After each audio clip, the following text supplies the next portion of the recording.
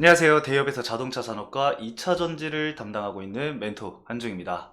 자, 오늘도 LNF 여러분들 함께 보도록 할 겁니다. 그 전에 우선 2024년 새해가 밝았습니다. 갑진년 청룡의 해라고도 하는데 LNF가 이 청룡의 해 시작과 함께 좋은 흐름을 좀 보여주고 있는 상황인데 지금은 좀 윗꼬리를 달고 내려온 상황이죠. 1월 달에 좀 이 청룡의 해처럼 이 청룡처럼 좀 상승하는 그런 흐름을 좀 보여줬으면 하는 마음에 제가 이렇게 또 청룡을 두 개를 이렇게 PPT에다가 넣어 놨습니다.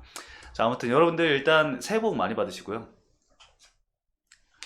하시는 투자 다 잘 되시길 바라겠습니다. 그래서 저는 24년에도 여러분들에게 더 알찬 정보를 가지고 분석 영상으로 항상 찾아뵐 거니까요. 24년도 저와 함께 종목들 살펴보시면 좋을 것 같습니다. 자, 오늘 LNF 어떤 거를 좀 말씀을 드려볼까 좀 고민을 하다가 많은 분들이 이 공매도 한번 정리해 달라고 말씀을 하시더라고요. 그래서 제가 저번 영상에서 간단하게나마 좀 말씀을 드리려고 했었는데 그 회의가 잡혀가지고 빨리 촬영을 마감을 해야 됐던 상황이었어가지고 공매도 한번 정리를 못 해드렸거든요. 그래서 이번 영상에서는 제가 공매도 정리를 해드리면서 1월 달에는 또 어떤 흐름이 나와줘야 하는지 그리고 앞으로 공매도 상환이 어떻게 이루어질지에 대해서 함께 좀 추측을 해보는 시간 가져보도록 하겠습니다. 그래서 여러분들 오늘 공매도 모르셨던 분들은 좀 집중해서 시청을 해주시면 정말 유익한 정보 얻어가실 수 있으실 겁니다. 자, 그럼 본격적으로 LNF 한번 살펴보도록 할게요. 자, 제가 캡처를 해놨는데 이따가 사이트 그냥 아예 함께 보도록 할게요. 제가 또 이렇게 검색하고 찾기에는 시간이 좀 걸릴 것 같아서 지금 제가 과거 거를 좀 가지고 왔는데 이번 거에서 말씀을 드리려고 했던 게 바로 이 맥커리 증권입니다. 맥커리 증권은 현재 그 공매도 상한이 나왔습니다. 쇼커버링이 나오면서 주가 상승을 기여를 했던 그런 증권사 중에 하나인데 어떤 부분을 좀 보여드리려고 하냐면은 여러분들이 공매도를 봤을 때 새로운 공매도 자금이 들어오는지 안 들어오는지를 이렇게 살펴볼 수가 있습니다. 대량 보유자에서 지금 23년도 10월 6일 날에는 뭐 JP 모건, 뭐 메릴린치, 골드만삭스, 그리고 모건 스탠리 이렇게 있었는데 10월 10날에는 맥커리 은행이 이제 보이기 시작하죠. 그래서 맥커리 은행이 보면은 10월 10일 날 이때부터 이 최초 공시 의무가 발생을 하기 시작합니다. 이때부터 계속해서 얘네는 이 대량 보유를 하고 있으면은 신고를 계속해서 해야 되는 의무를 가지게 돼요. 그래서 계속 좀 신고를 하다가 이후에 이제 공매도 금지가 나왔잖아요. 공매도 금지도 나오면서 주가 반등이 이루어지고 있는 시점, 그리고 이 정부에서 공매도 관련해서 규제를 세게 때리다 보니까 얘네들 같은 경우는 아까 10월 10일이라고 했잖아요. 거의 저점 구간에서 공매도를 쳤던 상황이었기 때문에 빠르게 상환을 하지 않으면은 그 손실 금액이 엄청나게 커질 수가 있었던 시점이었거든요. 그래서 여기 보시면은 11월 28일 날 메커리 은행이 체크가 되고 있지만 11월 29일에는 확인할 수 없는 모습이 보여집니다. 그러면은 우리가 이렇게 생각을 할 수가 있겠죠. 아, 이때부터 매도를 시작을 했겠구나. 아니면은 뭐 29일부터 매도를 하면서 이 신고 의무를 없앴구나. 그래서 물량이 나왔구나. 라고 유추를 해볼 수가 있는 겁니다. 하지만 이 공매도 대량 보유자 같은 경우는 2거래일 정도가 좀 늦어요. 그러면 우리가 뭘로 확인을 할 수 있느냐? 바로 거래원이죠. 제가 수급 여러분들 체크를 해드릴 때 이 거래원 정말 많이 말씀을 드리잖아요. 그래서 여러분들도 기본적으로 이 거래원은 체크를 하셔야 합니다. 아셨죠? 저는 차트 보면서 거래원도 함께 보면서 좀 말씀을 드려보도록 하겠습니다. 자, 우선 일단 차트 먼저 보면은 일단 오늘 주가 상승 나온 것부터 좀 얘기를 해드릴까요? 보시면은 오늘 1월 2일 화요일 6.37%까지 주가 상승이 시초에 굉장히 강하게 나왔습니다. 거래대금도 어느 정도 터지면서 상승의 힘이 어느 정도 실렸는데 이것도 뭐 증권사 쪽에서 일부 수급이 들어왔지만 2차전지 관련주들이 대부분 하락세를 보였고 이 포스코 DX가 오늘부로 이 코스피로 이전이 됐습니다. 그랬는데 얘가 만약에 포스코 DX가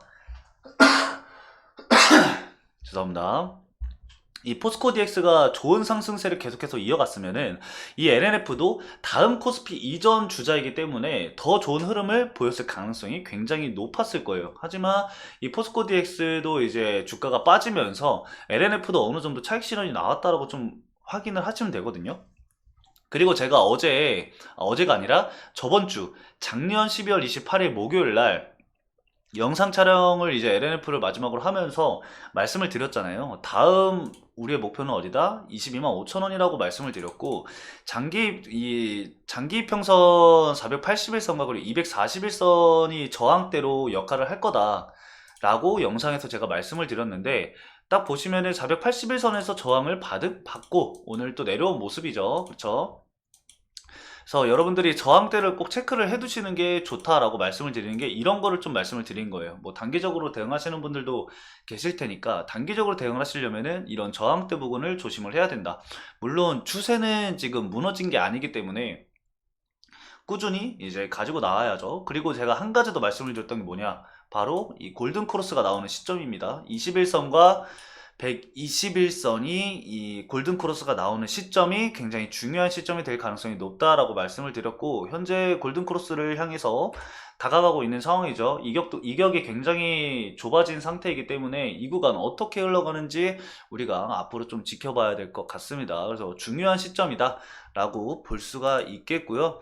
오늘 거래는 사실 뭐 크게 의미를 둘 수 있을 만한 내용은 없을 것 같긴 해요. 하지만 최근까지 이 20일 기준으로 봤을 때 주가 상승이 좀 꾸준히 이루어졌던 이 11월 말부터, 잠시만요. 11월 한 27일? 27일부터 봤을 때, 자, 맥커리 증권은 8일, 29일 날 지금 보시면은 여러분들, 자, 보이시죠? 29일 날 보시면은 이 공매도 상한을 한 겁니다, 이게. 공매도를 상한을 하기 위해서 물량을 매수를 하는 걸 볼 수가 있습니다. 그래서 24만 주까지 매수를 진행을 하면서 공매도는 다 상한을 하게 됩니다. 얘네가 이제 딱 10월 10일 날 다 공매도를 진행을 한 건 아니고 그 이전부터 조금씩 진행을 했더라고요. 그래서 20 몇만 주인가 아마 그랬던 걸로 기억하는데 그거를 이제 29일 날 상한을 하면서 이 공매도 대량 보유자 의무 이 보고는 없어지면서, 그리고 이 30일까지 이틀에 걸쳐서 쇼커버링이 진행이 됐다. 이렇게 생각을 좀 해주시면 될 것 같습니다. 자, 그리고 이후에 이제 우리가 봐야 될 게, 제가 말씀을 드린 게 메릴 린치라고 말씀을 드렸어요. 그쵸? 메릴 린치도 이제 슬슬 매수세가 유입이 되고 있습니다. 보통 이 공매도 대량 보유자 신고가 한 20만 주 정도 되는 것 같아요. 메커리 증권을 보니까 20만 주 정도 되는 것 같고, 메릴 린치도 지금 8월, 9월 이때 이제 공매도가 진행이 된 거고, 이 신고 의무 시점이 사실 이때 된 거라서 이때 이제 전량 공매도가 들어왔다라고 보기에는 좀 어렵습니다. 물론 언제 이렇게 공매도가 들어왔는지까지 제가 정확하게 판단을 할 수가 없어요.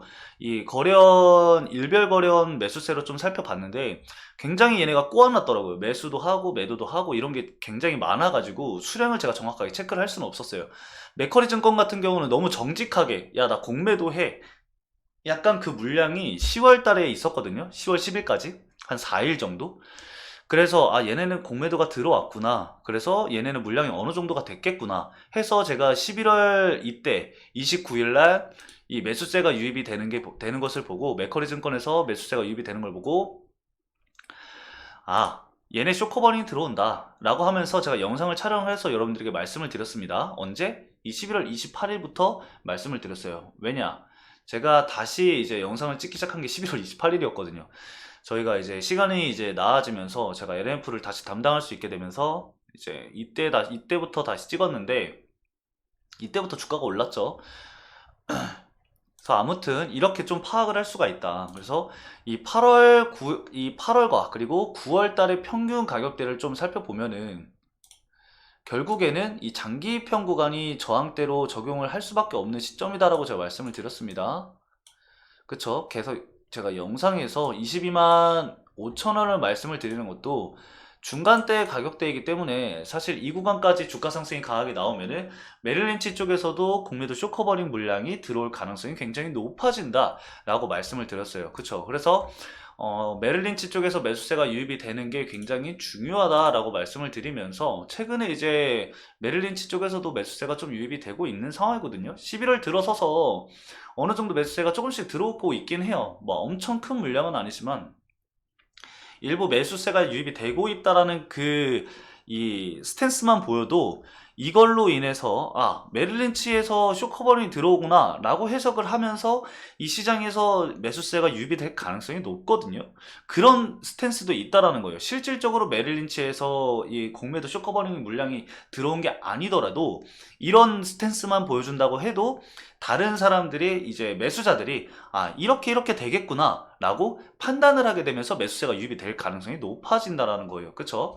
그래서 우리가 공매도를 볼 때는 이렇게 봐야 한다. 그리고 앞으로 이제 쇼커버링 나와야 될 부분들은 이 메릴린치고, 그 다음에 이제 모건 스탠리랑 골드만삭스에서도 매수세가 유입이 되는데 얘네들도 뭐 상한 물량일 수는 있겠지만 제가 봤을 때는 일단은 밑에서 물량을 챙겨가고 있는 것 같아요. 그래서 주가가 정말 크게 상승을 하게 되면은 그걸 밑에서 저가에서 매수한 거를 상환을 한다던가 그런 방식으로 사용을 해도 되는 거기 때문에 이 부분은 우리가 좀 꾸준히 지켜봐야겠다라고 좀 말씀을 드릴 수 있을 것 같고요.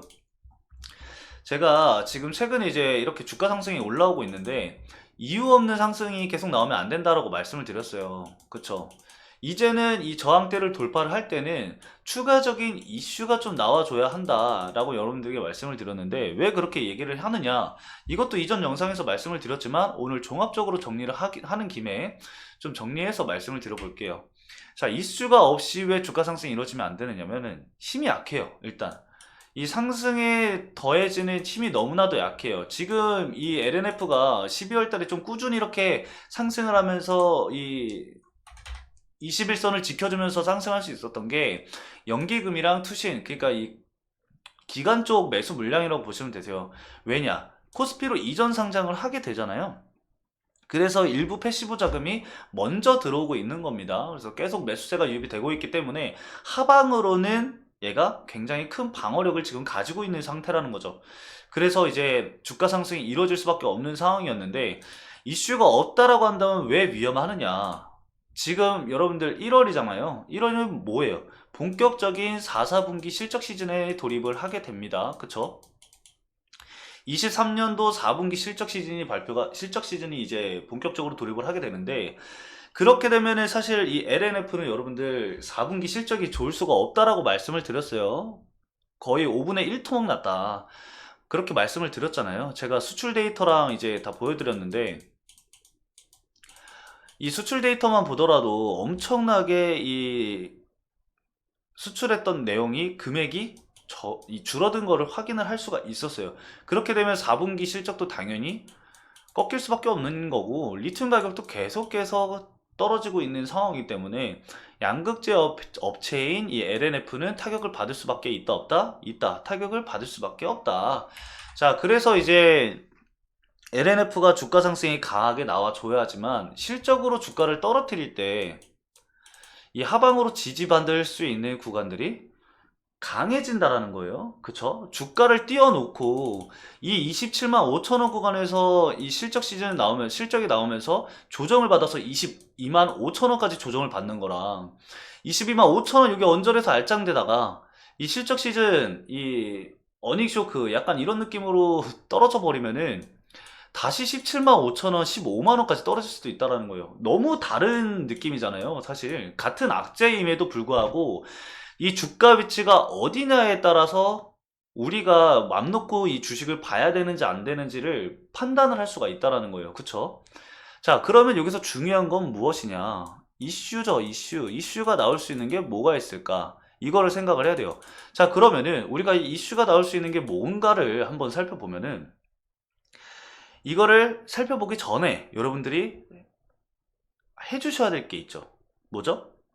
저희 채널 구독 한 번씩 뜬금없지만 저희 채널 구독 한 번씩 여러분들 부탁드리겠습니다. 지금까지 들으셨던 내용들이 어나 도움이 됐다, 내가 알고 있었지만 정리가 좀 되는 내용이었다, 그리고 뭐 거래원도 좀 도움이 되는 내용이었다, 이렇게 도움이 되셨다라고 한다면은 살포시 구독 버튼 한 번씩 눌러주시고요. 우리 구독자분이다, 이미 구독을 하고 있다 하시는 분들은 좋아요 버튼 한 번씩 눌러주시길 바라겠습니다. 자, 아무튼 이슈로 다시 돌아가서 무엇이 있느냐, 바로 유럽에 이제 대규모 수주 공시, 이거를 좀 기대를 해볼 수가 있겠고요. 그리고 거래처 다각화, 이것도 기대를 해볼 수가 있겠고, 그리고 양극재 이 리튬이라던가 원자재들 있잖아요. 원자재들 가격이 사실 진짜 많이 떨어지긴 했어요. 이제 거의 저가 부근이다라고 저는 생각을 해요. 지금부터는 가격이 조금씩 안정을 가져가지 않을까, 안정화가 되지 않을까 생각을 합니다.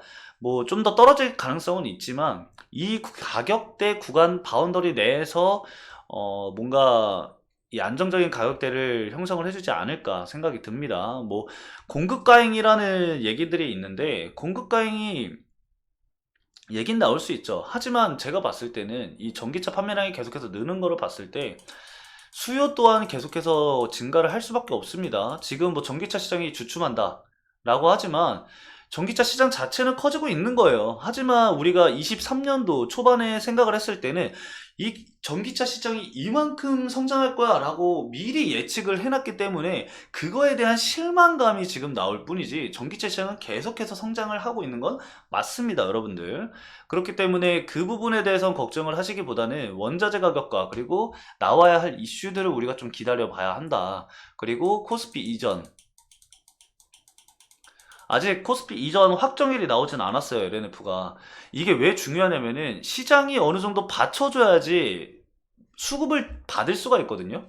지금 포스코 DX 보세요. 포스코 DX도 원래 수급을 좀 더 받을 수 있었는데 지금 4.5% 하락을 하고 있는 상황이잖아요. 이게 뭐랑 좀 비교해서 말씀을 드려보냐면 바로 에코프로 머티예요. 에코프로 머티가 여러분들 상장 이후에 주가 상승이 굉장히 강하게 나왔었고, 박스권을 형성하는 시점에서 이후에 주가 상승이 굉장히 강하게 나온 시점이 어디예요? 바로 여기죠. 12월 아마 15일인가 그럴 거예요. 그쵸? 12월 15일이죠. 이때 이제 그 코스피 이전 상장을 하게 됩니다.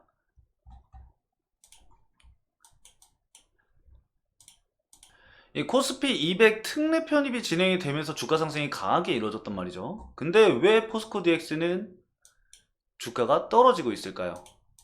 그거는 이미 이전에 올라서 그래요. 사실 이 모멘텀이 과거에서부터 이제 반영이 되면서 주가 상승이 이루어졌기 때문에 당일날에 이제 어느 정도 차익 실현 물량이 나온다라고 저는 생각을 하고 있는 거거든요. 왜냐면 계속해서 신고가를 갱신하고 있었던 종목이었기 때문에 그 피로도가 쌓일 수밖에 없는 시점인 거예요. 지금 이 시점이. 그렇다고 해서 주가가 다 떨어지지는 않을 거예요. 제가 봤을 때는 어느 정도 좀 자리를 지켜주는 흐름을 보여줄 가능성이 굉장히 높은데, 이것도 사실 수급을 계속 지켜봐야 되는 상황이겠죠. 뭐 투신 쪽에서 단타 물량을 지금 던지면서 어제 제가 계속 어제라고 하는데 작년 12월 28일 목요일 날 이제 71만 주를 던지면서 차익 실현 물량이 어느 정도 나왔죠. 그리고 나서 오늘도 어느 정도 이제 다른 곳에서 차익 실현 물량이 나오고 있는데 거래대금이 그렇게 지금 많이 터지고 있는 상황은 아닙니다. 그래서 조금 더 지켜봐야 되는 시점이다.